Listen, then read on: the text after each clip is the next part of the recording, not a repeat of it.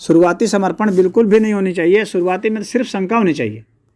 जब शंका होगी 10 तरह के हम प्रश्न उठाएंगे और प्रश्न उठाने के बाद भी अगर वो उन प्रश्नों को पार करके उसके बरकरार है, इसका मतलब है कि सच्चाई है उसमें। और जब सच्चाई होगी तो ही आपका समर्पण होगा।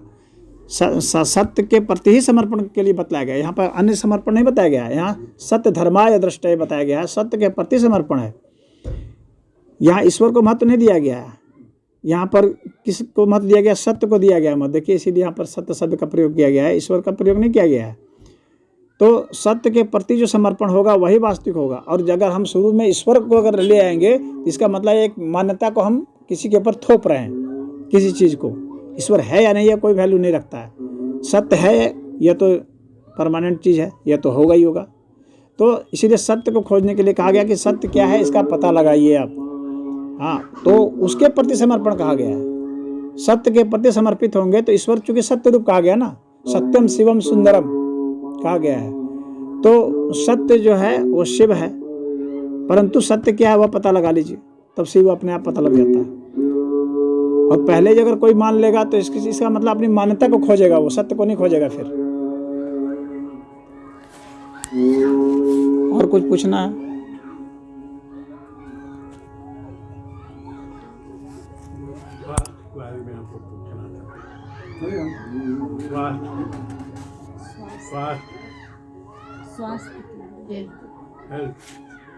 स्वास्थ्य में आपको पूछना था।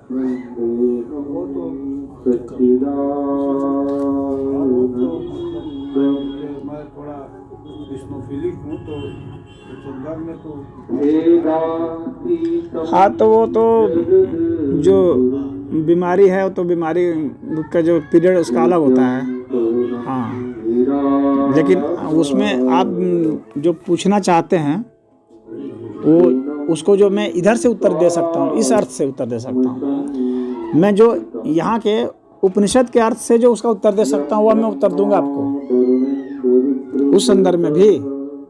यानी वह जो उत्तर होगा आपका रोग से संबंधित, वह भी उपनिषदिक उत्तर होगा।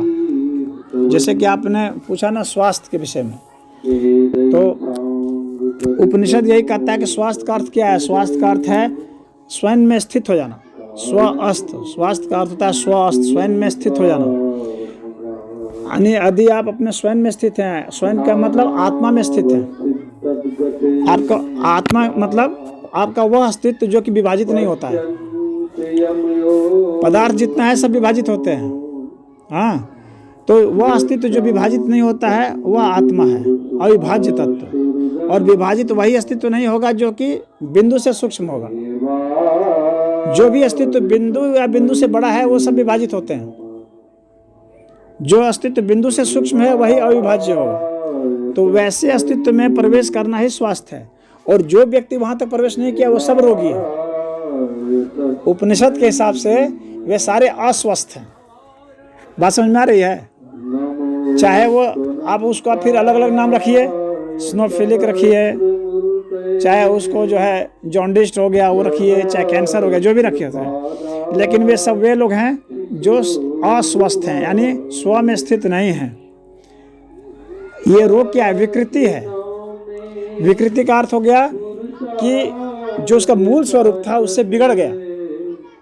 जो आपका मूल स्वरूप है उससे जब आप बिगड़ जाते हैं तो आप अस्वस्थ हो जाते हैं। तो अपने मूल स्वरूप में आपको लौटना है।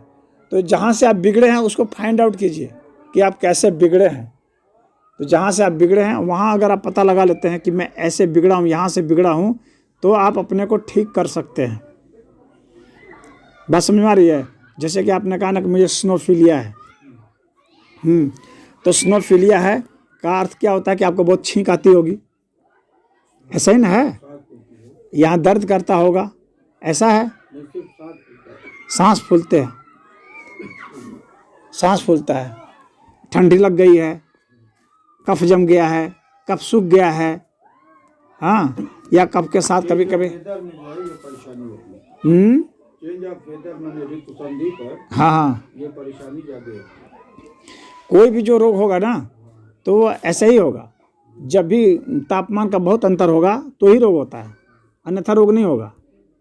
कोई भी रोग हम लोग को होता है तो तब होता है जब टेम्परेचर का डिफरेंस बहुत ज़्यादा हो गया कि शरीर हमारा एडजस्ट नहीं कर सकता।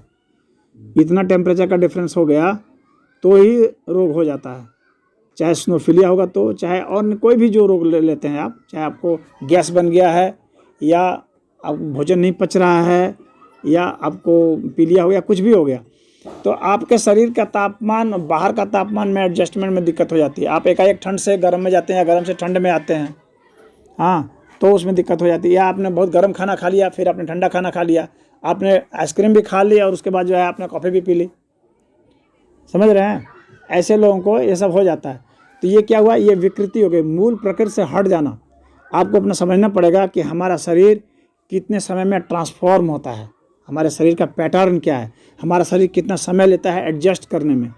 इसके हिसाब से जब हम अपना भोजन लेते हैं तब होगा। अगर हमने तुरंत कुछ खाया और मान लीजिए कि अभी गर्म है, उदाहरण के लिए मैं अभी बोल रहा हूँ, मैं अपनी बात बता रहा हूँ, अभी मैं बोल रहा हूँ, बोलने का मतलब मेरा गला गर्म हो गया। अभी मैं कोल्ड ड्रिंक पी दूँ तुरंत खराब हो जाएगा गला।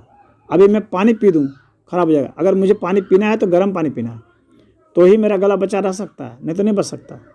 बात समझ रहे हैं कि नहीं? तो तापमान का जब मैं ज़्यादा अंतर कर देता हूँ तो दिक्कत आ जाएगी कहीं भी। तो रोग इसी से, विकृति ऐसे होती है।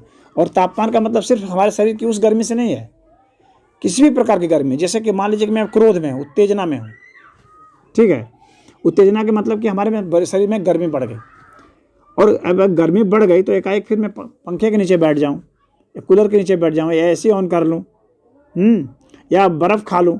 बहुत लोग हैं ना, जब गर्मी से तुरंत बर्फ़ खा लेते हैं, हाँ, तो क्या होगा, टेम्परेचर डिफरेंस बहुत हो गया, अब उसको रोग हो जाना है।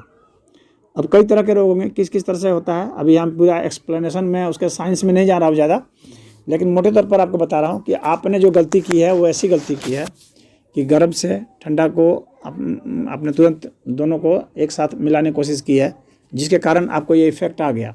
एकाएक चल करके आए आप, एकाएक बहुत ठंडे में बैठ गए, हाँ, या कपड़े उतार दिए। जब गर्म कुछ कर रहे हैं तो हम और पहन लीजिए गर्म, ताकि वो धीरे धीरे ठंडा हो, तब जो है आपका सही होगा। तो आप अभी जो आपके, मान लीजिए अभी आपका विद्यमान है ये रोग, तो इसका मतलब है कि वह गलती आप अभी भी किए जा रहे हैं। और आप सोचते होंगे कि मैं दवाई खा लूँगा तो ठीक हो जाएगा, लेकिन नहीं, ये जिस चीज़ से हुआ है उस चीज़ को जब तक आप रिवर्ट नहीं करेंगे तब तक आप ठीक नहीं होंगे। दवाई से बस ये हो सकता है कि वो स्थिति कुछ दबा दी जाए, वो लक्षण, लेकिन रोग ठीक नहीं होंगे। रोग के लिए तो आपको ठीक वहाँ पर जाना पड़ेगा जहाँ आपने गलती की थी।